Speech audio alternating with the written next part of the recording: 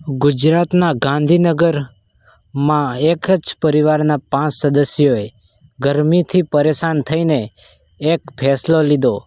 એ ફેસલો એ લીધો તમે સાંભળીને તમારો હોશ ઉડી જશે. એ વ્યક્તિ ગરમીથી પરેશાન થઈને એમના મામાના ઘરે જતા રહ્યા, કેમ કે એના મામાના ઘરે એસી હતું.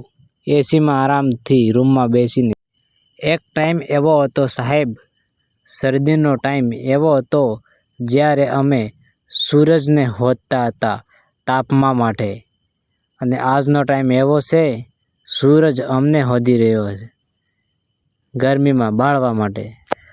આ મને સાંભળવામાં આવ્યું છે કે બધી જોડિયા ભગવાન ઉપરથી જ બનાવી નીચે મૂકીએ છે એમ. મારું હારું મેં લાગે છે મારા વાળે ઉપર જ છોકરો ખાઈ ગઈ છે. ભગવાનને પૂછવું પડશે મારે કોલ કરીને એમ. એની માને મને તો એ ખબર નહીં પડતી કે આ ધીરે ધીરે દુનિયામાં વસ્તુ મોંઘી થઈ રહી છે કે પછી હું ગરીબ થઈ રહ્યો હું. યાર કશું ખબર જ નહીં પડતી યાર. તમને ખબર હોય તો કોમેન્ટ કરીને જરા કહેજો, મને ખબર પડે.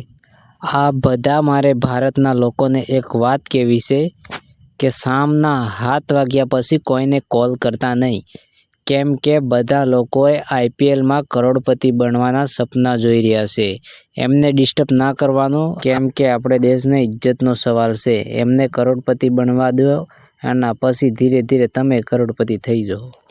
આ વાત બહુ પુરાની છે હો. એક ઝાડ ઉપર 2 ઉંદરા હતા. ઉંદરા ચડીને ઝાડ ઉપર બેઠા હતા. એના નીચેથી એક હાથી ગુજરીને જતો હતો.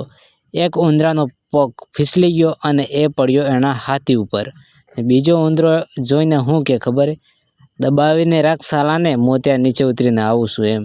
એક તો એક સાલા બંને ગાંડા. એની માને